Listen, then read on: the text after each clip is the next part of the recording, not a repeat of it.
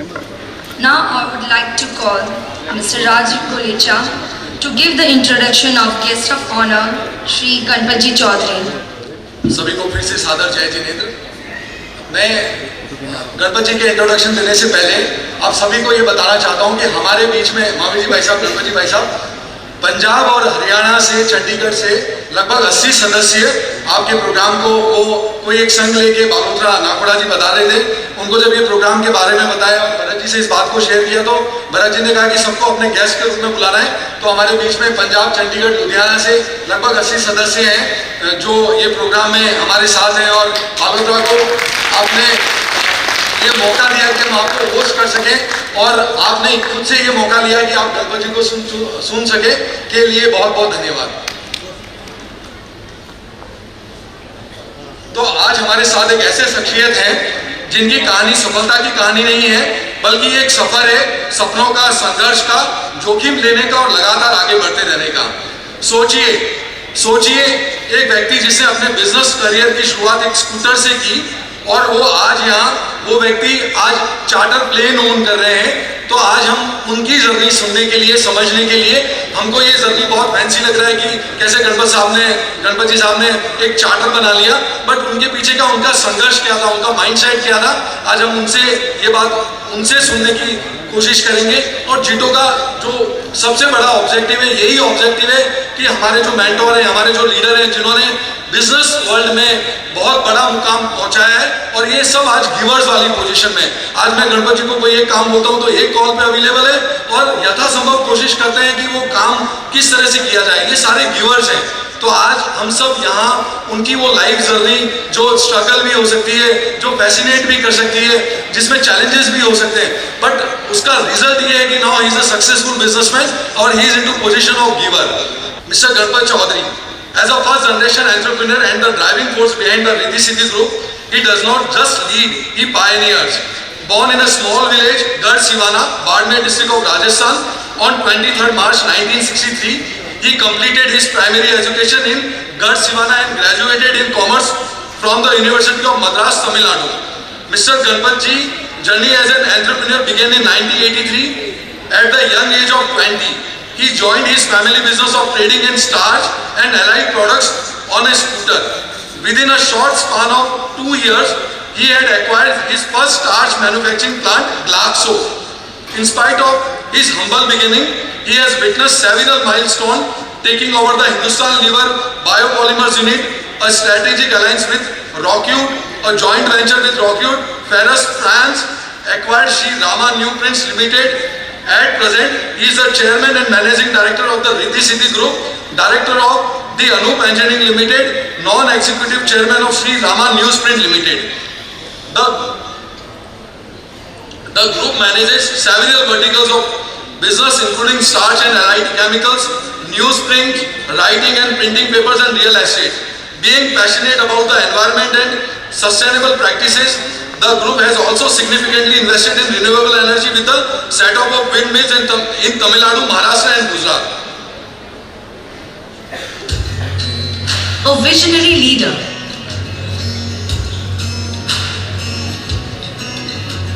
A first generation entrepreneur. A pioneer like no other. Mr. Ganpatraj Chaudhary as a first generation entrepreneur and the driving force behind the Riddhi Siddhi Group.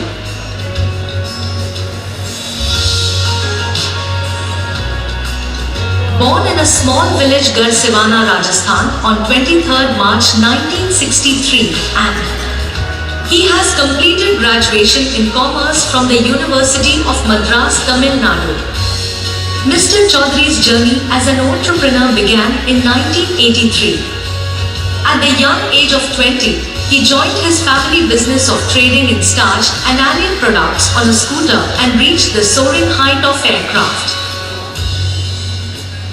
Within a short span of 2 years, he had acquired his first starch manufacturing plant, Glaxo. In spite of his humble beginnings, he has witnessed several milestones, took over the Hindustan Lever Biopolymer Unit, a strategic alliance with Rocket, a joint venture with Rocket France, acquired Sri Rama Newsprint Limited. At present, he is the chairman and managing director of the Riddhi Siddhi Group, director of the Anup Engineering Limited, non-executive chairman of Sri Rama Newsprint Limited. The group manages several verticals of businesses including starch and allied chemicals, newsprint, writing and printing paper, and real estate. Being passionate about renewable energy, they have invested in setup of windmills in Tamil Nadu, Maharashtra, Gujarat. Through his exceptional vision, wisdom, and leadership along with unceasing dedication, Mr. Chaudhary has established a successful venture, creating wealth, providing employment, and sustainability. Mr. Chaudhary's inspiring journey and contributions have been recognized by several entities at various levels, even at the national level. He is conferred with some awards like Yuva Unstoppable Icon Award by Dr. APJ Abdul Kalam, former President of India, Outstanding President Award by Lions Club, the Champions of Change Award by Lions Club International.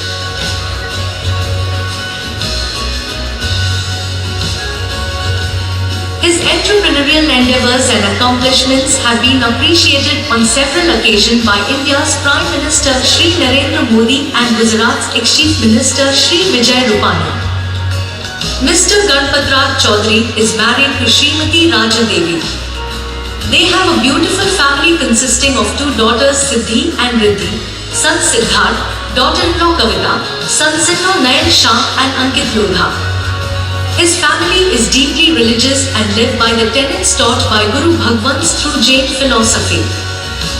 He enthusiastically works to maintain ancient Tirthasthan, preserving history, traditions, and art for generations to come. Adhering to his life's philosophy of learn, earn, and return, Mr. Chaudhary's life journey involves years of mastering learning and earning. He has now dedicated most of his time to contributing to the improvement of the community. He serves on the advisory boards of many educational, social, religious and business organizations. Due to his excellence in motivational speech delivery, he was invited to so many occasions like the chief guest for the graduation ceremony in M&M JEC where welcomed him with the Guard of Honor, CA convocation. As the chairman of Rajasthan School, Ahmedabad, Mr. Chaudhary is making a positive impact on over 3,000 underprivileged students by offering quality education at minimal fees. Donators in India started the essential building structure for the government school in India with the visionary eye of Mr. Chaudhary, which he started from the schools of Ahmedabad. His message to the young leaders, it is our duty to do the best and obligation to give back to the society, which he did once in so many instances by starting COVID Isolation Center in Penademic. He donates and encourages others to construct hostels, hospitals, temples and animal shelters. As an animal lover, Mr. Chaudhary has built animal shelters, especially for orphan cows. Mr. Chaudhary is rejuvenating water bodies of the drowned area of Barmer for the benefit of nearby villagers and animals. His mantra, "You are unstoppable," is slowly and surely spreading across the country, inspiring today's youth to learn, earn and return. Ganpatji Chaudhary with a huge round of applause. जितना जोर से तालियां बजाएंगे गणपत जी अपनी बात उतनी अच्छे से रख पाएंगे. Rajasthan Zone Secretary Mr. Rajendra Sharma also wants to add something in this. आप बताएं. चंदा की चकोरी से कभी बात न होती और हमसे तुम्हारी ये मुलाकात न होती. जीटो परिवार में है बहुत खास बात, वरना इतनी हंसी ये शाम न होती. आज हमारे बीच में ऐसे शख्सियत जिनके मैं बचपन से जानता हूँ. मेरा बचपन आपके परिवार के रिश्ते करीबन 60 सालों से है. मेरे को भी मैं सोचा कि एक दो लाइन में मेरे बड़े भाई गणपत जी चौधरी के बारे में बोलूं, कि सोचा कि परिचय क्या दूं और नॉलेज के समंदर को किताब क्या दूं? कोई फूल होता तो कोई और बात होती, जो खुद गुलदस्ता उसे गुलाब क्या दूं? कि आपका परिचय देना सूरज को दीपक दिखाने के समान है और आपकी वाणी पर सरस्वती विराजमान है। आपका मन गंगा नदी के जल के समान है और आपका हृदय सम्राट अशोक के समान है। आपके लिए रास्ते बनाए नहीं जाते, जहां से गुजरते हैं रास्ते खुद बन जाते हैं। उन्होंने हर मंजिल पाई है जो उन्होंने चाहिए है कि निगाहों में मंजिल है, गिरे और गिर के संभलते जाएंगे। हवाएं बहुत कोशिश करेगी मगर आंधियों में भी चिराग जलाते जाएंगे। ऐसे आंधियों में चिराग जलाने वाले, एक शून्य से शुरुआत करने वाले श्री महावीर जी चौधरी, जिनका परिचय देने में मेरे को खुद को गर्व होता है, क्योंकि ये कहता है कि मैं सुबह लिखता हूं, मैं शाम लिखता हूं, मैं नई मंजिल नए मुकाम लिखता हूं। मेरी कलम भी दीवानी हो जाती है जब मैं गणपत भाई का नाम लिखता हूं।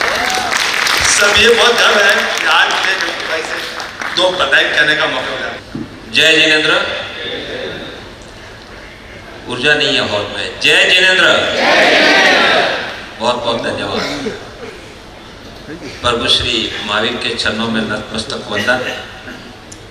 हम जिस पवित्र धरा पर बैठे हैं, ऐसे परम प्रभावी श्री नाकोड़ा पार्श्वनाथ प्रभु के चरणों में नतमस्तक वंदन। और हमारे सबके दादा, जिनकी छत्र छाया में हम सब लोग फलीभूत हो रहे हैं, ऐसे नाकोड़ा भैरव देव के चरणों में नतमस्तक वंदन। मेरा परिचय भाई राज ने और सुवर्णा जी ने कुछ ज़्यादा ही दे दिया, ऐसी कोई विशेष बात नहीं है। सबसे पहले मैं हमारे राजस्थान के जोन चेयरमैन, बहुत ही हम्बल, डिसेंट, लो प्रोफाइल और पर्दे के पीछे शांति से काम करने वाला ऐसा हमारा डायनामिक लीडर है नितिन, जोन चेयरमैन। मेरे भाई में चौधरी, मैं भी चौधरी और ये भी चौधरी, जिनको मैं राजस्थान जितो परिवार की बैकबोन बोलता हूँ। कोई व्यक्ति 2 साल काम करके थकता है, कोई 4 साल करके थकता है, पर निरंतर 14 साल से जो बिना थके कदम सफर जारी है, ऐसे अगर कोई शख्सियत है तो हमारे महावीर जी चौधरी। आपकी तालियां इसलिए बनती है इनके लिए कि नॉर्मली कोई भी पद पर कोई व्यक्ति आता है तो पद पे रहता है जब तक काम करता है, और पद अगर नहीं रहता है तो भूल जाता है। पर महावीर जी ने कभी पद देखा न कोई टाइम देखा, पर जितों का और खास करके राजस्थान की जहाँ बात होती है, आज महावीर जी जिस पोजीशन पर है, इनको आज मुंबई में होना था। आपको सबको मालूम है कि आज JBN का महाकुंभ प्रोग्राम चल रहा है और जिप का भी इतना बड़ा अधिवेशन चल रहा है, पर महावीर जी के लिए प्रायोरिटी नंबर 1 इज राजस्थान। तो आज राजस्थान के जोन कॉन्क्लेव में यहाँ हाजिर है, तो आपका भी स्वागत है। जिस हमारे एरिया का और हमारे बालोतरा का, जिसको मैं बहुत डायनामिक और उसमें मैं बहुत ऊर्जा देखता हूँ, स्पार्क देखा मैंने कि जितों की बात। और हमारे एरिया में, मैं हमारा एरिया इसलिए बोल रहा हूँ कि मैं बालोतरा का ही हूँ। मैं सिवाना मतलब बालोतरा और बालोतरा मतलब सिवाना, और ये मेरी जन्मभूमि है। तो मेरे को तो चेन्नई हो या मैं लंदन हो, कहीं भी अगर जब इस तरह से आवाज़ आएगी तो मैं दौड़ के आऊँगा, ये आप लोग हमेशा निश्चित रखना। तो हमारे ऐसे डायमंड भरत जी को यहाँ पे काफ़ी आग्रह कर रहे थे कि भाई आपको चैप्टर चेयरमैन बनना है, पर भरत जी के व्यापार में और दूसरी संस्थाओं में, खास करके नाकोड़ा में भी बहुत अग्रणी पद पे काफ़ी अच्छा काम कर रहे हैं। व्यस्तता होने के बावजूद इन्होंने बोला कि अभी मेरा समय परमिट नहीं करता है। फिर महावीर जी और राज गुलेछा मेरे पीछे पड़े थे कि नहीं भाई आपको कैसे भी करके इनको बनाना है। मैंने बोला भाई मैं रिक्वेस्ट करूंगा, और मुझे गर्व है कि इन्होंने मेरी बात को मान रख के ये पद पर चेयरमैन और बालोतरा चैप्टर एक्सेप्ट किया। ऐसे हमारे भरत जी, और ऐसे ही भरत जी के जो राइट हैंड लेफ्ट हैंड हमारे जीतू जी चोपड़ा, जिनके साथ मुझे 4 साल नाकोड़ा ट्रस्ट में काम करने का मौका मिला, बालोतरा के सेक्रेटरी। और यहाँ पधारे हुए हमारे राजस्थान के 12 नवरत्न चैप्टर्स के चेयरमैन, प्रेसिडेंट, सेक्रेटरी, और जितने भी यहाँ से पधारे हुए हैं बालोतरा के, और यहाँ से जितने भी आमंत्रित मेहमान, लेडीज विंग के बारे में मेरे को बहुत खुशी हुई जब बालोतरा के अभी लेडीज विंग के साथ एक शॉर्ट मीटिंग हुई और एक फोटोग्राफ लेने का अवसर मिला कि बालोतरा जैसे शहर में इतने कम समय में 75 प्लस लेडीज मेंबर, 90 प्लस 98 ये सेंचुरी होने वाली है। माला के जो 108 होते हैं, बहुत जल्दी आपको 108 का नंबर मिलेगा। और मुझे खुशी इस बात की है कि भरत जी से आगे लेडीज विंग चली गई। भरत जी के 108 मेंबर मेन चैप्टर के नहीं बने, तो एक बार तालियां लेडीज के लिए भी बनती है। ऐसे ही हमारे युवा धन और युवा शक्ति के यूथ विंग के जितने भी सदस्य यहाँ पे हाजिर हैं। और सोने में सुहागा कि हमारे भारत के नॉर्थ चैप्टर से लुधियाना, चंडीगढ़, पंजाब जितने भी यहाँ पे दर्शनार्थ पधारे संघ में, और आज भरत जी के और जोन के आमंत्रण को ध्यान में रख के आप सब इस सुंदर आयोजन में राजस्थान जोन कॉन्क्लेव में जो यहाँ पधारे, आप सबको भी मैं हृदय से प्रणाम करता हूँ। मेरी बात को मैं दो भाग में बांटूंगा। पहले मैं 5-10 मिनट जीतो की बात करूंगा, क्योंकि जीतो हमारे रग रग में है और पिछले 18-19 साल जब से जीतो बना 2007-8 में, तब से मैं जीतो में सदस्य के रूप में काम करना शुरू किया और उसके बाद विभिन्न पदों पे चैप्टर चेयरमैन डेवलपमेंट, सर्वण आरोग्यम का चेयरमैन रहा मैं, फिर नेशनल इंटरनेशनल अपेक्स का प्रेसिडेंट बना, चेयरमैन बना, अभी एडवाइजरी में है। तो जीतो हमारे हर रग में, और जीतो की बात किए बिना मैं मेरी स्टोरी या मेरी जर्नी की बात कर ही नहीं सकता हूँ। मैं यहाँ सारे लीडर्स को सुन रहा था, सारे चैप्टर्स के प्रेजेंटेशन चल रहे थे, 4-5 चैप्टर के हुए, 4-5 के और होने बाकी है, अभी होंगे। मुझे बहुत खुशी है, मुझे ज़्यादा खुशी महावीर भाई इसलिए होती है कि राजस्थान की बात होती है ना तो हमें गर्व होता है। आप सबको बता दूं कि आज जो जीतो में सदस्यता है टोटल 27-28 हज़ार जो मेन चैप्टर के मेंबर है, सब मिला के तो हम लोग अभी 60,000 के प्लस पहुंच गए हैं लेडीज विंग यूथ विंग मिला के। उसमें से 95% लोग राजस्थान के वासी है। भले वो भी व्यापार के लिए बाहर कहीं भी मुंबई गए, चेन्नई गए, बेंगलोर गए, अहमदाबाद गए, कहीं भी गए, पर है कहाँ से? सबका ओरिजिन यही पवित्र भूमि राजस्थान की भूमि है और सब यहाँ से ही गए हुए हैं और आज भी इस जमीन और इस माटी के साथ जुड़े हुए हैं। अगर मैं कहूँ, आप लोग व्हाट्सएप में देखते होंगे कि देश की जो जीडीपी है, देश में जो टैक्स कलेक्शन की बात होती है, तो सबसे बड़ा अगर योगदान है तो जैन समाज का है। और अगर सबसे बड़ा, मुझे नहीं मालूम है ये कितना आंकड़े सही है, 25% हम सुनते हैं कि 25% टैक्स कलेक्शन में जैनों का सहयोग है या कंट्रीब्यूशन है। और अगर ये 25% सही है तो उसमें से 12% सिर्फ जीतो के सदस्य है। ये बहुत गर्व की बात है। मैं इसलिए बात कर रहा हूँ कि आप लोग जो जीतो पे जुड़े हो ना, अभी भी कई लोग जुड़े हैं पर कहीं ना कहीं पे मन से नहीं जुड़े। अगर मन से जुड़े होते तो महावीर जी को मेंबरशिप के लिए आह्वान नहीं करना पड़ता कि आप मेंबर बनाओ। ये कोई चेयरमैन का ड्यूटी नहीं है कि चेयरमैन अकेले ही मेंबर के लिए घूमे या सेक्रेटरी अलग ही घूमे। हर एक सदस्य की ये जवाबदारी है कि मैं अगर सदस्य बनाऊं और मुझे अगर ये कंसेप्ट और ऑब्जेक्टिव जीतो के सही लगते हैं, जो पूरे भारत के नहीं विश्व के जैनों को अगर एक पटल पर लाने में सफल रहा है। यहाँ पे हमारे कोई श्वेतांबर, दिगंबर या कोई स्नानकवासी या कोई तेरापंथी कोई नहीं है, सिर्फ जैन है। तो अगर इतना सक्सेसफुल प्लेटफॉर्म है तो उसके लिए चेयरमैन के ऊपर ही हमेशा हमारी नजरें क्यों होती है कि चेयरमैन की ड्यूटी है कि चैप्टर कोई ग्रोथ करे या मेंबर बढ़ाए। मित्रों, मैं एक बात बहुत स्पष्ट कर दूंगा, आपको मालूम है कि जितो बहुत यंग अवस्था में, अभी टीनेजर से जस्ट मैच्योर्ड हुआ है, 18 साल पूरा करके 19 साल का हुआ है।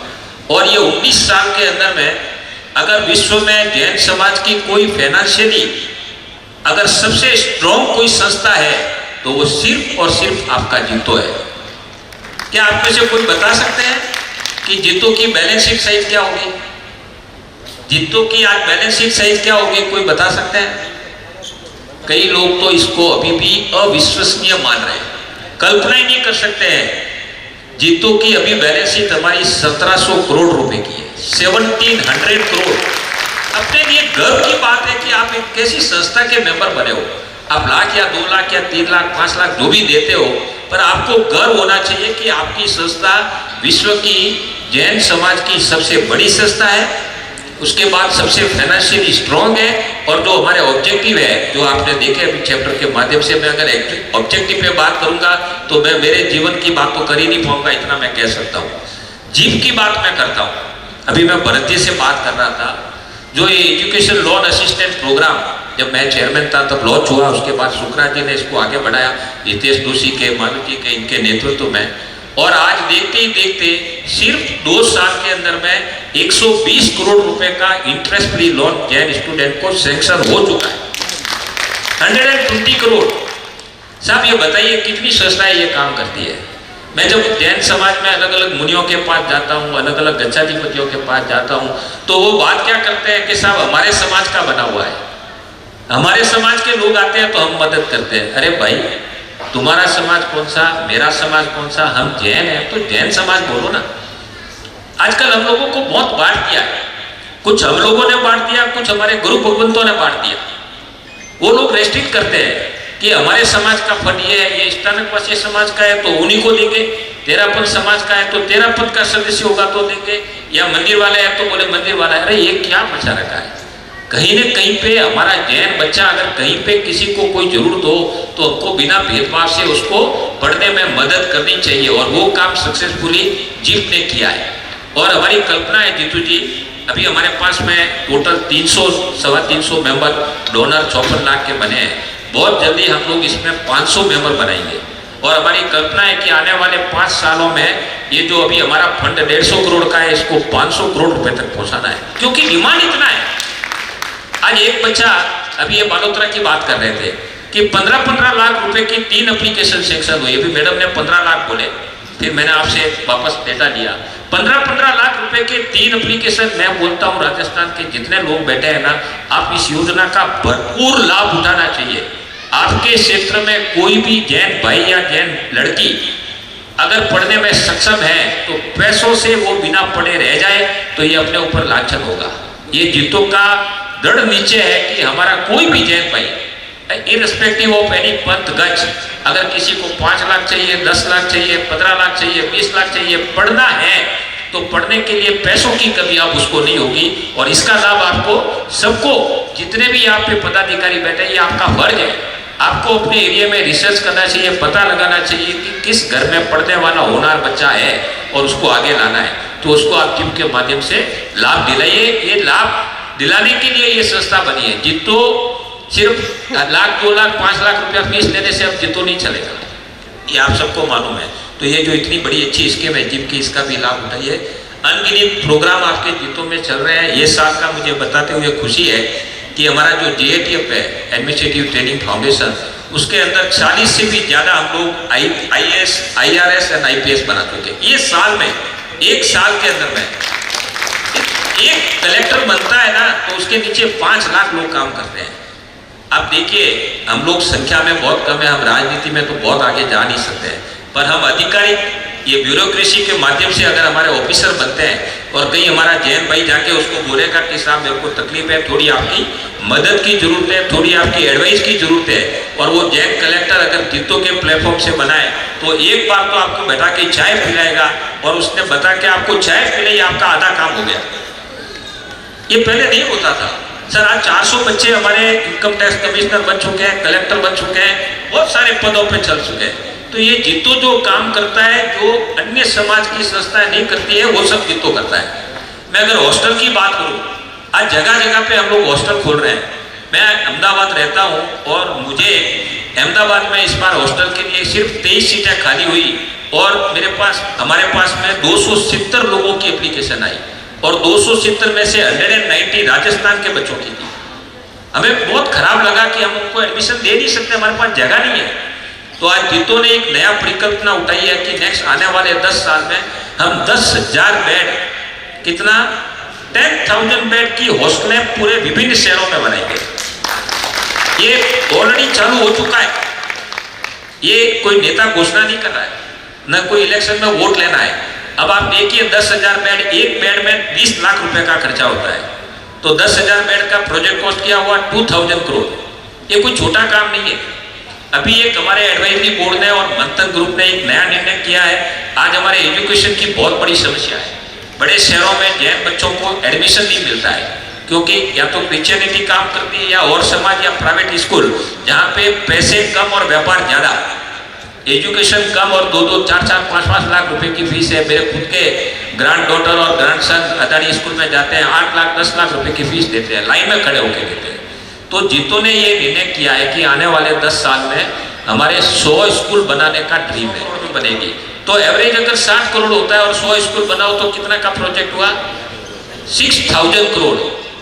कोई संस्था सोच भी सकती है क्या कि कितने जीरो लगते हैं 6000 में? ये मैं 2 प्रोजेक्ट की बात कर रहा हूँ। तीसरा प्रोजेक्ट है हमारा आवास योजना का। आज भी हमारे जैन भाई झुग्गी झोपड़ी में रहते हैं।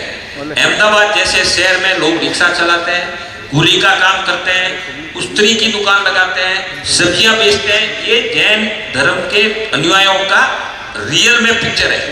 हम लोग बहुत सौभाग्यशाली है, पर कुछ कम सौभाग्यशाली होंगे जो आज भी मजदूरी का काम करते हैं। उनको रहने के लिए उनके सर पे छत नहीं है, वो गोलियों में रहते हैं।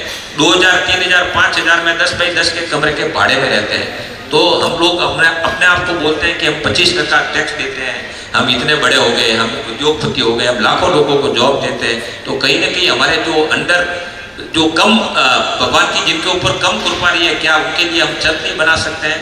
तो उनके लिए एक आवास योजना का परिकल्पना है कि आने वाले समय में हमको 5000 घर हिंदुस्तान के विभिन्न शहरों में बनाने हैं, 1 रूम के 2 रूम के, जो उनको हम किफायती रेट पे, हम ये नहीं कहते हम फ्री देंगे, जीतो कभी फ्री देने में विश्वास नहीं करता। उनका भी कंट्रीब्यूशन होना चाहिए, उनका भी स्वाभिमान टिका रहे। हम लोग क्या बोल रहे हैं? हम लोग स्कॉलरशिप नहीं दे रहे हैं, ये जिप में हम लोन दे रहे हैं और लोन वापस ले रहे हैं। जब तुम सक्षम बन जाओ 3 साल 5 साल बाद में तो वापस लो, ताकि उसी पैसों से और लोग पढ़े। तो कहीं ना कहीं पे हमारे स्वाभिमान को ठोस नहीं पहुंचे, इस तरह की नीतियां तो हमारे बहुत बड़े बड़े आगे आने वाले टाइम में प्रोजेक्ट है। जितो के विषय में काफ़ी मैंने कहा। श्रवण आरोग्यम के बारे में आप सब लोगों को मालूम होगा कि श्रवण आरोग्यम एक प्रोजेक्ट है जो धर्म का प्रोजेक्ट है। जितो में ज़्यादातर हम बिजनेस की बातें करते हैं, एजुकेशन की बात करते हैं, आपसी व्यापार बढ़ाने की बात करते हैं, नेटवर्किंग की बात करते हैं, एक दूसरे से प्रेम संबंध कैसे बने वो बात करते हैं। तो व्यावच में अभी तक हम लोगों ने 14,000 महाराज साहब के पास में जितो श्रवण आरोग्यम का कार्ड है। पूरे हिंदुस्तान में सब फिरकाओं को मिला के 19,000 जैन साधु और साध्वी जी है, और उसमें से 14,000 के पास जितो का कार्ड है और 14,000 लोगों को लाभ मिल रहा है। और अभी तक जितो के श्रवण आरोग्य प्लेटफॉर्म में 92 करोड़ रुपए का व्यावच का लाभ मिला। कितना मिला? 92 करोड़ का पिछले 12 साल में। हर साल का भी 12 करोड़ का लाभ मिलता है। जब हमारे पास कोई भी हॉस्पिटल से फोन आता है कि भाई जैन धर्म के मुनि है, तो हम ये नहीं देखते ये कौन से गज के हैं, कौन से पंथ के हैं, छोटे महाराज है, बड़े महाराज है, कम सिकाड़ा है। बड़े महाराज के पीछे सब भागते हैं इलाज कराने के लिए, हमको लाभ दो, क्योंकि वहाँ पे माला मिलेगी या कुछ पहचान मिलेगी या परिचय मिलेगा। छोटे महाराज को तकलीफ है, पर जितो में छोटे बड़े कोई नहीं है।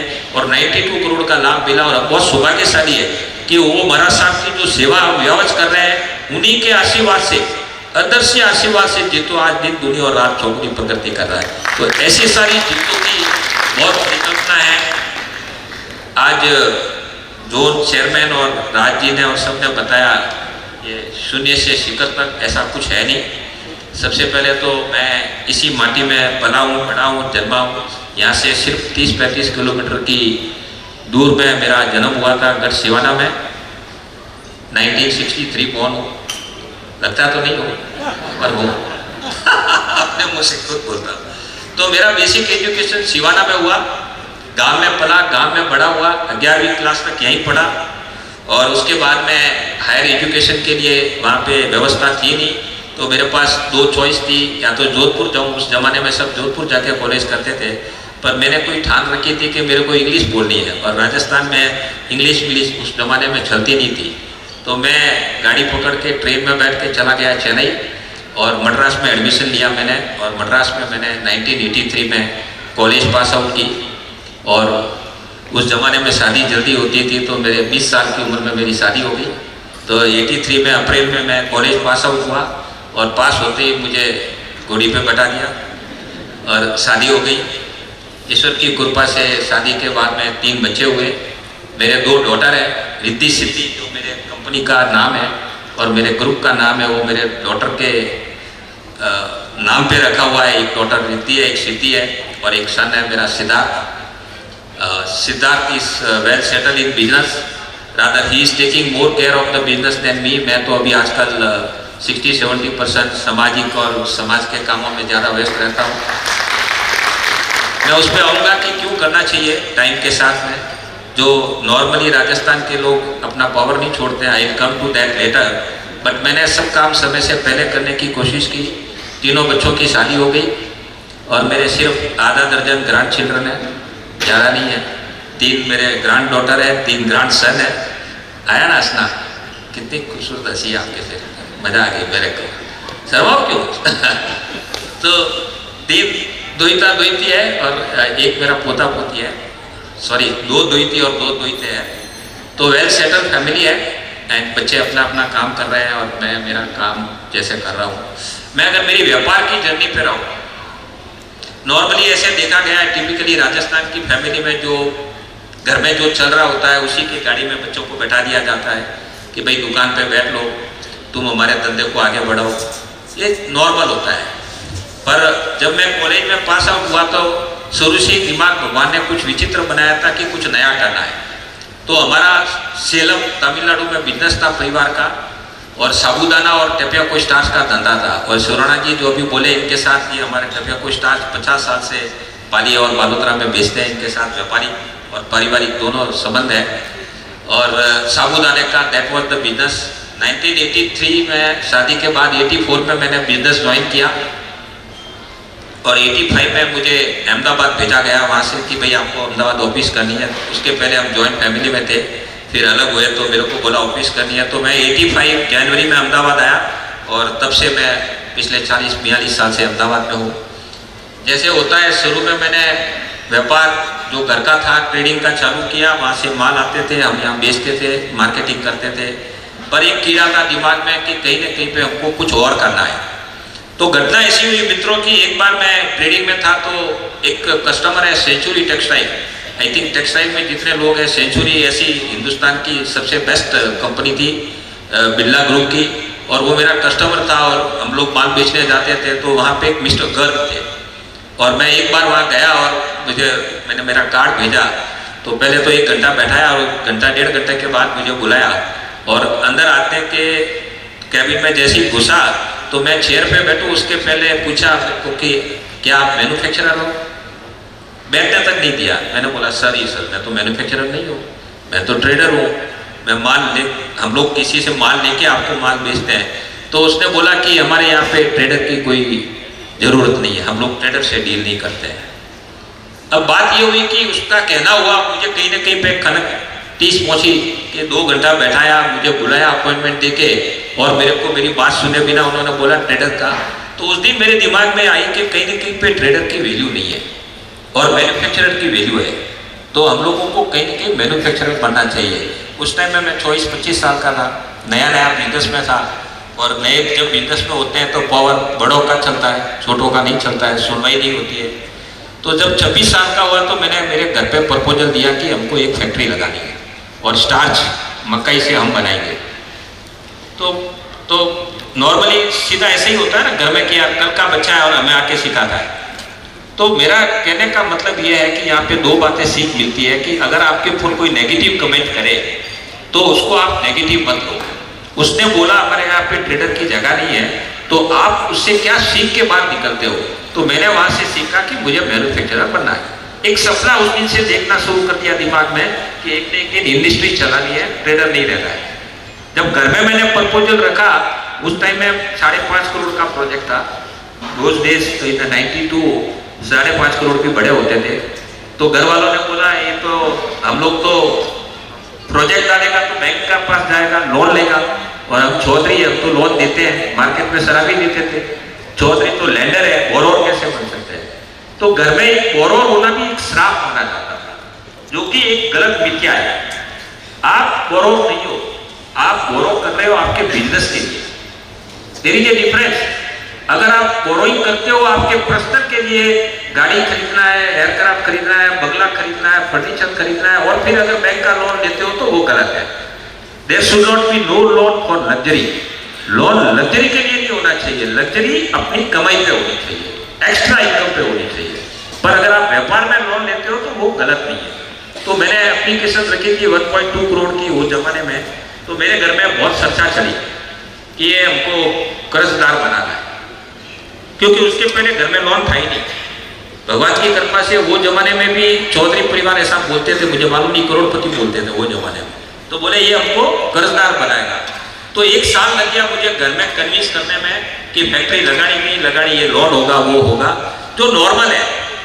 अब उस टाइम में आपके पास 2 सवाल होते हैं, जब 1 बार 2 बार 3 बार घर वालों को बोलते हो तो फिर क्या होता है, ज्यादातर लोग थक जाते हैं, हार जाते हैं कि यार मैं कितनी बार इनके सामने मांगू, कितनी बार मैं इनको समझाऊं। तो हमको ये काम छोड़ देना चाहिए। और ज्यादातर लोग बीच मुकाम में अपना आइडिया को किल खुद ही कर लेते हैं कि अब मैं घर वालों को ज्यादा समझाऊंगा नहीं, पर मैंने हिम्मत नहीं हारी। बार बार बड़े भाई साहब के पास जाता रहा, बड़े भाई साहब के पास जाता रहा, मुझे लगानी है, आपसे मुझे सिर्फ 1 करोड़ रुपया चाहिए। नहीं माने। अब जब नहीं माने तो क्या करोगे? फिर मैंने तीसरी आंख खोली पॉजिटिव के लिए। ऐसा नहीं है कि मैंने कोई घर में झगड़ा किया, मैंने उनको तीसरी आंख ये खोली कि अगर आप मुझे पैसा नहीं दोगे तो मैं कोई पार्टनर ले लूंगा, जो चौधरी नॉर्मल पार्टनर लेते नहीं है, और मैं कहीं और से या तो मेरे मित्रों से पैसा लूंगा या मैं भागीदार लूंगा, पर फैक्ट्री तो मुझे लगानी है। फिर उनको लगा कि ये तो लड़का बात से जाएगा, या तो इसको पैसे दे दो, नहीं तो ये मानेगा नहीं, तो ये लड़के को भी घुमाएंगे और इसकी आइडिया भी घुमाएंगे। फिर उन्होंने एग्री किया। तो ये मैं पॉजिटिव दृष्टि से देखता हूँ। मैं किसी को ये नहीं कह रहा हूँ कि अगर कोई घर वाले नहीं माने तो आपको ये करने का, पर मैंने उनको समझाने के लिए एक ट्रिक किया कि मैं कहीं ना तो जाने का सोचा था, पर उनको समझाने के लिए कभी कभी बड़ों को समझाने के लिए थोड़ा सा टाइट भी करना पड़ सकता है। कोई गलत नहीं है, आपके विचार शुद्ध होने चाहिए, आपका व्यवहार और आपका थॉट प्रोसेस शुद्ध होना चाहिए। वो शुद्ध था और भगवान ने अच्छी मदद की और मुझे ग्रांट मिला, मतलब क्या बोले, एक्सेप्टेंस और स्वीकृति मिली कि अब जाओ तुम फैक्ट्री लगाओ। तो 1992 में मैंने विरमगांव किसी ने नाम सुना? संकेश्वर जो लोग जाते हैं वो विरमगांव जानते होंगे। हाँ, तो विरमगांव रास्ते पर एक जमीन लिया। आप कल्पना करोगे वो जमाने में, क्योंकि मेरे पास पैसे बहुत कम थे और मेरे जमीन का बजट था सिर्फ 5 लाख रुपए और मुझे लेनी थी 75 बीघा। तो मैंने 1 रुपया वार 2800 रुपया बीघा में वहां पे भरत की जमीन खरीदी। आज हिंदुस्तान में कहीं नहीं मिलेगी। 2800 रुपया वार मतलब कितना स्क्वायर फीट हो गया? एक वार में 9 स्क्वायर फीट होता है। आज अगर आप न्यूज़पेपर का पेपर भी बिछाओगे ना तो भी 2800 रुपये में एक वार का पेपर नहीं बिछा पाओगे। 1 रुपया वार में जमीन खरीद के मैंने वो प्रोजेक्ट शुरू किया और जिस जगह पर मैंने प्रोजेक्ट लगाया था आज वहां पे 2800 रुपये की जगह पे 90 लाख रुपया बीघा का भाव हो गया। 90 लाख रुपया 2800 रुपये का। कितने साल हुए गिन लो आप, 92 से 40 साल 35 साल जितने भी हुए उतने गिनो। तो कहीं न कहीं पे इंडस्ट्री लगाने में और इन्वेस्टमेंट करने में क्या छुपा हुआ है ये मैं दिखाने की कोशिश कर रहा हूँ। व्यापार के साथ साथ में जो आप जमीन में इन्वेस्टमेंट करते हो, और ये फैक्ट्री एक ऐसा माध्यम है कि आपको 25 बीघा चाहिए तो आप 50 ले सकते हो। हम लोग बहुत कंजूसी करते हैं, मारवाड़ी लोग और राजस्थान के लोग बहुत कंजर्वेटिव होते हैं कि अगर मेरे को 5 बीघा से चलता है तो मैं 10 बीघा नहीं लूंगा, 10 बीघा से चलता है तो 20 बीघा नहीं लूंगा। दुनिया में सब कुछ प्रोडक्शन होता है पर जमीन का कोई प्रोडक्शन कहीं होता नहीं है। तो जब मौका मिले फैक्ट्री लगाने का और जहाँ जमीन में इन्वेस्टमेंट कर सकते हो, कोई भी भाव में कर सकते हो, सबको करना चाहिए। ये मेरा आपको सजेशन है। तो वो वहाँ जगह पर फैक्ट्री शुरू की मैंने 94 में।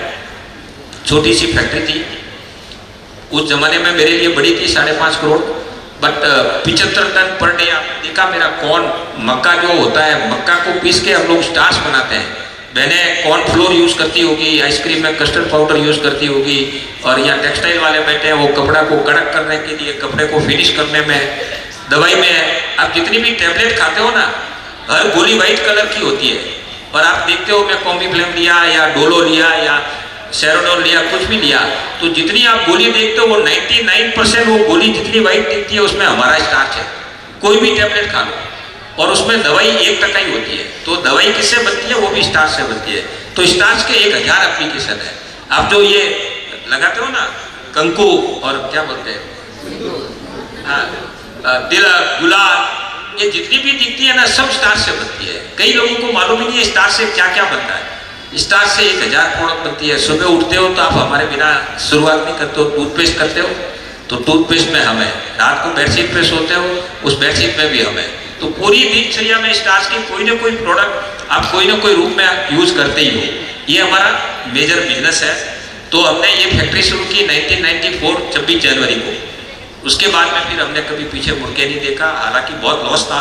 कोई भी वेंचर करोगे तो पहले बाविल की 3 साल मैंने क्या बोलते हैं खून के आंसू आए, तकलीफ आई, क्योंकि मेरे को मालूम नहीं था इंडस्ट्री का ABCD। बॉयलर क्या होता है भरत जी, मेरे को नहीं मालूम था कि बॉयलर से धुआं क्यों आता है। मतलब इतना मैं इंडस्ट्री से क्यों घर में कभी देखी नहीं थी। सिवाना में पढ़ा, उसके बाद कॉलेज गया, उसके बाद शादी हुई और आए, मतलब कोई ऐसी ट्रेनिंग भी नहीं थी और मैं अकेला था, मेरे कोई मेंटर नहीं थे न। मैं जब अहमदाबाद आया तो मेरे साथ कोई बड़े भैया कोई थे नहीं, मुझे बोला जाओ और शुरू करो। और एक स्कूटर दिलाया वेस्पा एक्सी 15,750 का 750 रुपये का लाल कलर का, और उस टाइम में नया नया आया था, वो सेल्फ स्टार्ट होता था, उसमें टिक नहीं लगानी पड़ती थी। पहले बजाज में टिक लगानी पड़ती थी ना, वो एक सेल्फ बटन वाला आया था। वो स्कूटर देके मेरे को कैरियर मेरा शुरू कराया था। तो उसके बाद में जब ये फैक्ट्री 2-3 साल के बाद सेटल होनी थी पर लॉस हो रहा था। अब नॉर्मली हम विजन देखते हैं या एक्सपांशन देखते हैं जब प्रॉफिट कमाते हैं तब, पर मैंने ऐसा नहीं किया, कुछ हटके किया। इस फैक्ट्री में लॉस चल रहा था, कम ज़्यादा था, बहुत ज़्यादा ऐसा नहीं था कि मैनेजेबल नहीं था। तो नॉर्मली 50 लाख करोड़ रुपए का लॉस उस जमाने में लोग बोलते हैं बड़ा होता है, पर मेरे को लगा नहीं ऐसा बड़ा। तो 1995 में मैंने एक नई कंपनी का एडवर्टाइजमेंट देखा, केजी ग्लूको बायो। आपने ग्लेक्सो का नाम सुना? वर्ल्ड की फार्मास्यूटिकल की सबसे बड़ी कंपनी, इंडिया की नहीं पूरे वर्ल्ड की। और उसका ये प्रोजेक्ट था कर्नाटका में, जगह का नाम है गोकाक, बेलगांव डिस्ट्रिक्ट में। मैंने उसके पहले कभी गोकाक का नाम ही नहीं सुना था, न मेरे को कर्नाटक की भाषा आती है। और वो एडवर्टाइजमेंट मेरे को मैनेजर लेकर आया, साहब ये फैक्ट्री अपने लेने जैसी है, बहुत रिजनेबल में मिलेगी BIFR में। वो जमाने में NCLT नहीं थी, BIFR था। और मैंने देखा भाई ठीक है, क्यों मजाक कर रहे हो मेरी यार, ये तो ग्लेक्सो की फैक्ट्री है, 40 करोड़ का प्रोजेक्ट है, हमारे तो जेब में 4 करोड़ भी नहीं है, मैं कहाँ से लूँगा। तो उसने बोला एक बार देखने तो चलो। तो हम लोग देखने गए, हुबली एयरपोर्ट पे उतरे, वो फैक्ट्री देखी।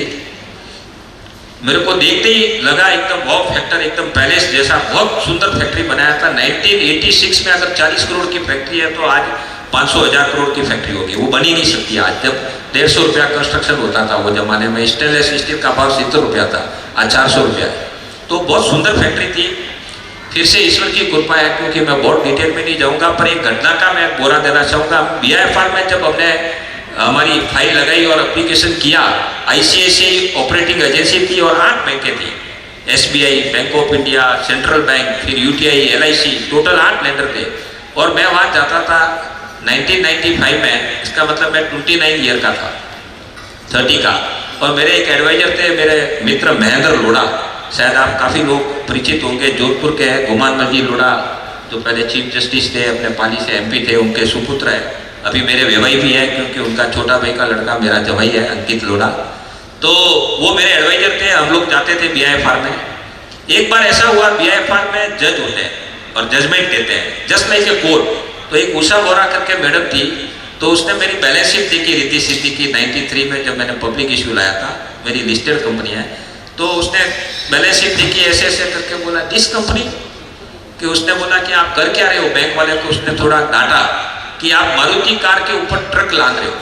मेरे को देख के, मैं छोटा था, बजट भी नहीं था उस टाइम पे, तो बहुत छोटा दिख रहा था। तो बोले कि मारुति, अब मैं एकदम पीछे बैठा था, सब लोग हंस पड़े। और एक दुनिया में ध्यान रखो, अगर कोई आपकी बात पे और आपके आइडिया पे अगर जग हंसता है ना, तो आपको ये डिटरमाइन करना है कि ये काम करने जैसा है। ये एस्टेब्लिश हो गया कि वो काम अच्छा है, लोग हंसेंगे, लोगों का काम है कहना, लोगों का काम है हंसना, करने दो। आपको उस टाइम में डेफ बनना है। आप बहुत सारा लोगों का सुनोगे तो आप जिंदगी में ग्रोथ नहीं करोगे, क्योंकि लोग हर मुकाम पे आपको रोकेंगे, अरे ये रिस्की है, ये नहीं करना चाहिए, ये कर नहीं सकता है, ऐसे बहुत सारे नेगेटिव आएंगे। तो वो उषा बोरा ने जब ऐसा बोला, मैं सबसे पीछे सीट पे बैठा था, एक बार कहीं ना कहीं इमोशनल था, छोटा था, तो मेरी आंख में आंसू आ गए, यार क्या इंसल्ट हो रही है मेरी। और 8 बैंक के 2-2 लोग बैठे और टोटल 27-28 लोग उस हॉल में सुन रहे थे, और उसमें से 5-7 लोग जोर जोर से हंस पड़े, क्योंकि जज महोदय को खुश करना था और मैं सबसे पीछे बैठा था। बोला कोई बात नहीं, इनको इनका काम करने दो। पर उस दिन मैंने और डिटरमाइन किया कि अब ये कंपनी मुझे लेनी है। तो वो जमाने में 14.5 करोड़ रुपया हमने उनको कोट किया था। बॉम्बे में मीटिंग हुई, बैंक वाले सब कोई 20 लोग होते थे, मैं अकेले ही जाता था मेरे परिवार से। मेरे परिवार को मेरे लाइन में इंटरेस्ट कम था, तो मैं और महेंद्र लोढ़ा वहाँ गए और 14.5 करोड़। तो बैंक वाले नॉर्मली बोलते हैं कि आपका कोट कम है, हमारा थोड़ा पैसा और बढ़ाओ, दिस इज टू लेस, ये तो हमारा इतना नुकसान हो जाएगा, 34 करोड़ का बाकी और आप तो 16.5 करोड़ बोल रहे हो। तो मैंने बोला कोई बात नहीं, अगर आपको कम लगता है तो 18.5 कर दो। तो मैंने कोई मनवार नहीं कराई और सहज भाव से जो सोच के रखा था मैंने सीधा का सीधा 1 मिनट में 16.5 का 18.5 बोल दिया। तो उन लोगों को लगा कि ये लड़का बोल तो रहा है, देगा कि नहीं देगा। जब आप बहुत सीधे और सिंपली बोल देते हो ना बिना भाव खाए किसी को भाव, तो उनको लगा। मैं बोला कोई बात नहीं, मैं this is our final and best offer. तो मीटिंग पूरी हुई, बोले okay will come back to you.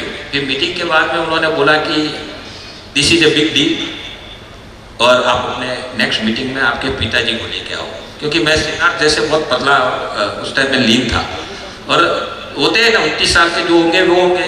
तो मेरे को बोला पिताजी को लेके आओ। तो मैंने उनको बोला भाई देखो आप बाकी बात तो सब सही कह रहे हो, पर मेरे पिताजी इस डील में नहीं आ सकते।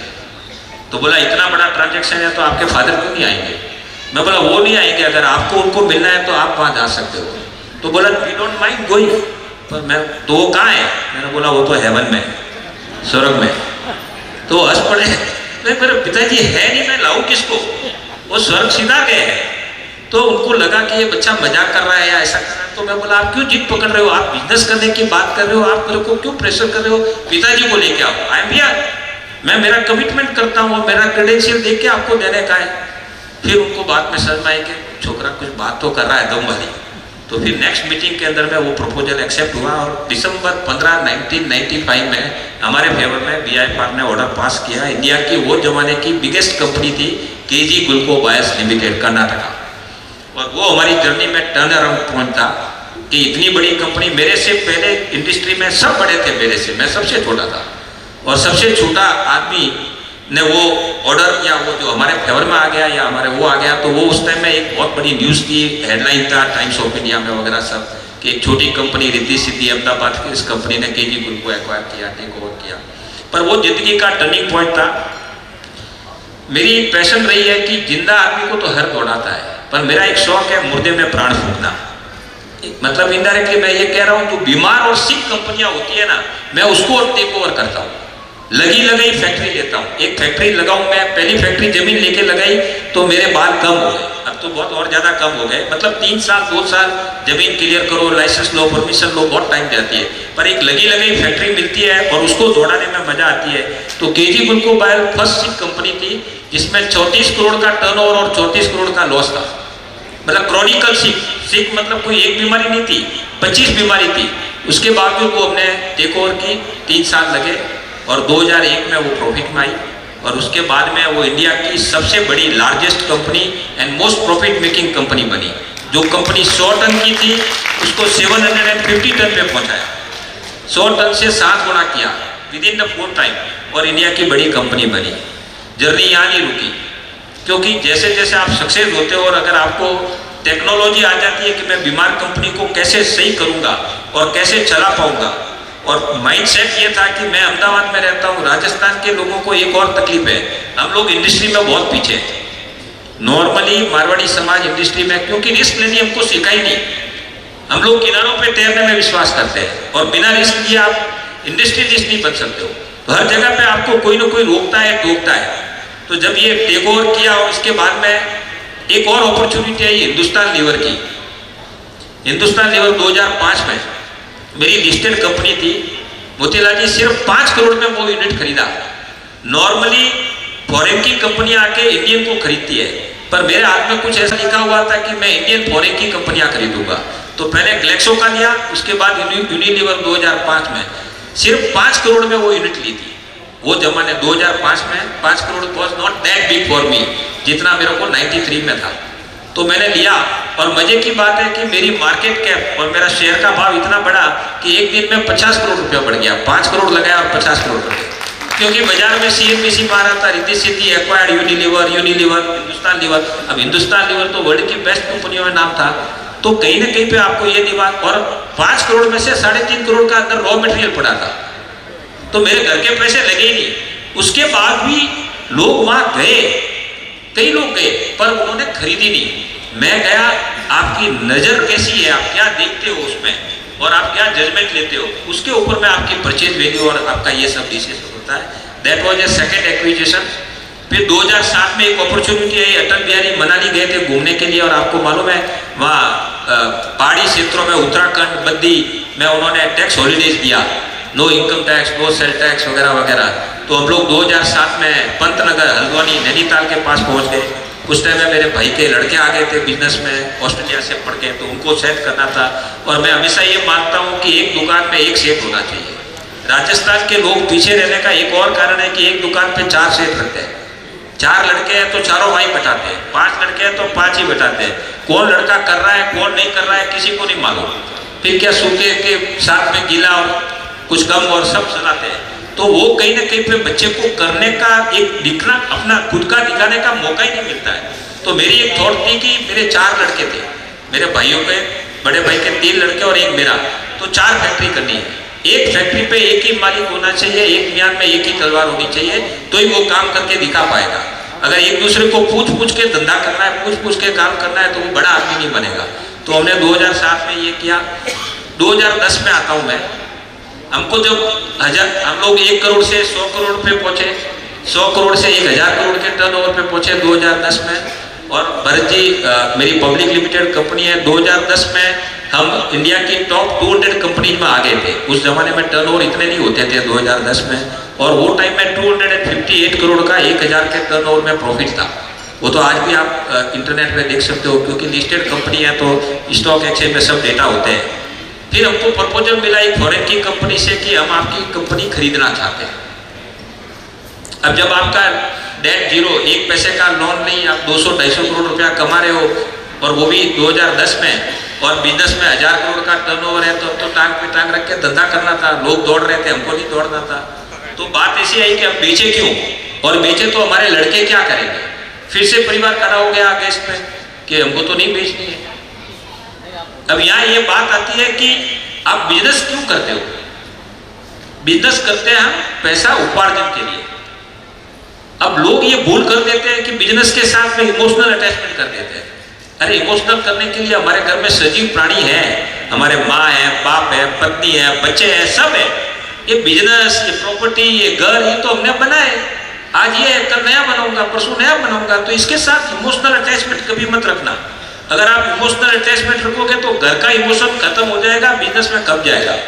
तो घर को प्रायोरिटी रखो इमोशनल के लिए, सीधी बात है ना। तो मैंने बोला भी मुझे तो बिजनेस बेचना है। तो बोला क्यों बेचना है। मैंने बोला आपने क्या लगाया था, 1 करोड़। अब अगला आदमी आपको क्या दे रहा है, आप कभी सोच भी नहीं सकते इतना पैसा दे रहा है, और वो आने वाले 15 साल की कमाई आज ऑफर कर रहा है। तो 15 साल, मैंने कहा देखे भाई कल क्या होगा नहीं होगा, अगर 15 साल की कमाई गिन के आज दे रहा है तो क्यों नहीं बेचना। फिर भी क्या है, बात को समझाने में टाइम लगता है। परिवार जहाँ होता है ना, हर बात हर एक को समझ में नहीं आएगी, पर अगर आप मैच के बीच में खेल रहे हो तो आपको मालूम है मुझे कौन सी बॉल पे क्या छक्का लगाना है, बाउंड्री करनी है कि नहीं करनी है। अब जो बाहर खड़े हैं उनको तो ताली मारनी है। तो मेरे को कन्विंस करने में 3 महीने लगे भरत जी। वो जमाने में फाइनली ये ट्रांजेक्शन किया मैंने 2011 में, और 200 मिलियन यूरो। आपको मालूम है आज यूरो का भाव जो एक्सपोर्टर हो गए आज की तारीख में तो 110 रुपये हो गए। वो जमाने में कुछ 80 रुपीज थे 2011 में, 78 के ऐसा कुछ था। अब 200 मिलियन मतलब 1600 करोड़। अब आपको 1 करोड़ के 1600 करोड़ कोई दे रहा है, फिर भी मैं बोलूँ तिलक नहीं कराऊँ और नहीं बेचनी है, तो ये तो मूर्खा भी हुई ना। अगर आपके पास पैसे होंगे तो पैसों से पैसे फिर से बिल्डअप हो सकता है। तो मैंने कन्विंस किया, और हमने हमारी कंपनी 2010-11 में कंपनी नहीं बेची, खाली फैक्ट्री बेची। कंपनी क्यों नहीं बेची कि कंपनी में मेरे बेटियों का नाम था, रिद्धि और सिद्धि। तो वो मेरे आज भी मेरे पास है, पर उसमें से मैंने खाली फैक्ट्री, तीनों फैक्ट्री जो हमारे विरमगांव, गोकाक और पंतनगर जो हल्द्वानी, ये तीनों फैक्ट्री हमने 2010 में उनको दे दी। और पहली बार बैंक में बैलेंस देखा कि ये बैलेंस क्या होता है और चेक क्या होता है 4 फिगर का, तो वो देखा।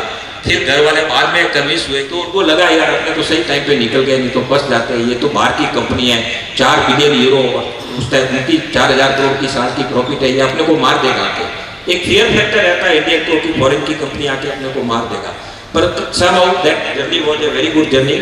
और रॉकेट फेरस करके जो कंपनी है, जो अभी 5 बिलियन यूरो की कंपनी है, मतलब काफ़ी बड़ा 50,000 करोड़ का टर्नओवर करती है, तो वो कंपनी अभी वो कंपनी चला रही है।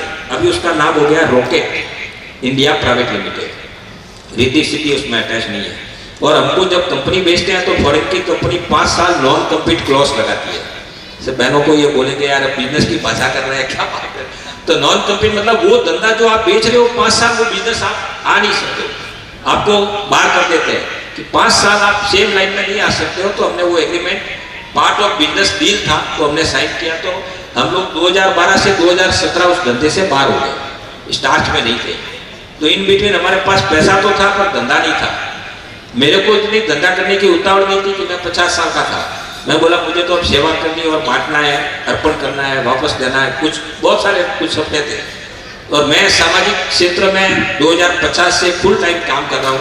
अभी पिछले 14 साल हो गए, मैंने बताया 70-80% टाइम मैं सामाजिक विभिन्न प्रवृत्तियों में दे रहा हूँ। स्कूल हो या कुछ भी हो, जो भी हो, मंदिर तीर्थ जो भी कहीं भी मौका मिलता है। एक शमशान भी बना रहा हूँ अहमदाबाद में, शायद अहमदाबाद वालों को मालूम होगा कि एक शमशान, एक ही शमशान है जहाँ पे ज़्यादातर जैन लोग आते हैं और ज़्यादातर अपने एरिया के लोग आते हैं। वो शमशान 1916 में बना हुआ था, उसका भी पुनर्निर्माण कर रहे हैं 5 करोड़ से, और मॉडर्न बना रहे हैं फिर फुल टेक्नोलॉजी, जिसमें लकड़ी कम जले, टाइम कम जले, एनवायरमेंट खराब नहीं हो। 1916 का बना हुआ है जहाँ पे मोस्टली लोग जाते हैं। तो ऐसे बहुत सारे काम है। मेरे लड़के ने ना बोला ये क्या पागलपन है, और रोने लगा कि यार बाकी सब तो करो, ये शमशान बनाने की आपके मन में क्यों सूझी। मैं कि मेरी मासी की डेथ हुई थी, बालोतरा की थी, इतना भाई चोपड़ा, प्रेम जी चोपड़ा की भाई। तो मैं गया तो मैंने देखा यार अपने समाज के लोग आते हैं और यहाँ बैठने की जगह नहीं, पंखा नहीं, इतना गंदगी है, तो इसका भी पुनर्निर्माण कर देते हैं। मंदिर का तो रोज कराते हैं, इसका भी कर देते हैं। तो एक बार तो लड़का रोया, मेरे को रोका। मैं बोला कि शमशान बनाने से मैं आज नहीं जाऊँगा, पर जिस दिन जाना है उस दिन तो जाऊँगा। एक न एक दिन तो सबकी फाइनल मंजिल तो है ही ना, हम शाश्वत सत्य है उसको समझाया। तो वो मेरे दोस्तों को बोला, पापा को बोलो शमशान नहीं बनाना, बाकी सब बना। पर वो भी ओवरटेक किया मैंने, बन रहा है अभी, आपको बहुत जल्दी दिसंबर तक पूरा हो जाएगा। Modern technology, IIT Roorkee, stainless steel की बहुत मस्त बनेगा। आप सबको अहमदाबाद का बेस्ट बनेगा। जो काम करो वो बेस्ट करो। सर बिट्टू भाई काम करो मत। और लोग तो मैं बोलता हूँ लोगों को पद लेने का शौक है, पर पद भार हिंदी में बोलते हैं, उसके साथ भार आता है। जो भी पद पे बैठे हैं यहाँ पे लोग, पद भार है। अगर आपको भार लेने की क्षमता नहीं है, अगर समाज की सुनने की, बुराई करने की, क्रिटिसाइज करने की, कमियां निकालने की, ठपका सुनने की वो अगर तैयारी नहीं है, तो आप समाज सेवा में आओ ही मत या पद पे आओ ही मत। तो ये तो सब पार्ट ऑफ लाइफ है। तो हम लोग 2017 तक उस धंधे में नहीं थे। तब मैंने देखा मैं तो ठीक हूँ, पर मेरा लड़का बहुत कम उम्र का है, अभी वो 42 है, तो उस टाइम में 32 था 2015 में। मैंने इसको काम पे नहीं लगाऊंगा तो ये पैसा देख के पागल हो जाएगा, ये भाई हवा में उड़ेगा, वैसे भी उड़ रहा है, हवाई जहाज लेके इधर उधर घूमता है। क्योंकि 2017 में एयरक्राफ्ट आ चुका था, नकोड़ा का इलेक्शन था। इलेक्शन यहाँ पे जब डिक्लेयर हुआ कि मैं ट्रस्टी बन गया, तो मेरी डॉटर रिद्धि, उसके दोहिता हुआ था, तो उसको दर्शन कराने के लिए पहली बार जोधपुर फ्लाइट लेके आई थी 2017 में। तो मैंने लड़के को काम पे लगाने के लिए हमने दूसरी सिख कंपनी खरीदी, Shri Rama news print limited. शायद जो स्टॉक इन्वेस्टमेंट करते हैं उनको मालूम होगा, लिस्टेड कंपनी है। श्री सीमेंट वाले के भाई है मांगर साहब कलकत्ता के, उनकी कंपनी है 250 एकड़ में फैली हुई सूरत शहर में। ह्यूज फैक्ट्री, 25 मेगावाट का पावर प्लांट है, 22 लाख रुपये का कंस्ट्रक्शन है, बहुत जोरदार है। बैंक वालों ने बोला चौधरी साहब आपके लिए माल आया, क्योंकि उनको मालूम है ये पुराने माल का शौकीन है, ये बंगाली खरीदता है। कोई लोग बोलते हैं ना, तो बैंक का सामने से फोन आया, जरीन दारू वाला चंदा कोचर के बाद में नंबर 2 थी ICICI बैंक में। तो मैंने बोला आप मेरे गुजरात से बाहर नहीं जाना। बोला आपके गुजरात नहीं है, गुजरात में है तो मैं जाऊंगा देखने के लिए। देखने गए। अब मैंने कभी पेपर मिल देखी नहीं थी लाइफ में, और पहली नजर में मेरे को लगा यार फैक्ट्री तो जोरदार बनी है, एक बार तो ले ही लेते हैं, पैसे तो है ही अपने पास, कहाँ से लोन लेना है। और मैंने 1 महीने में वो फैक्ट्री फाइनल कर दी। और मैंने पहली बार पेपर मिल देखा। मेरे को बिजनेस का ABCD नहीं मालूम है, पर मैं उसमें कूद गया।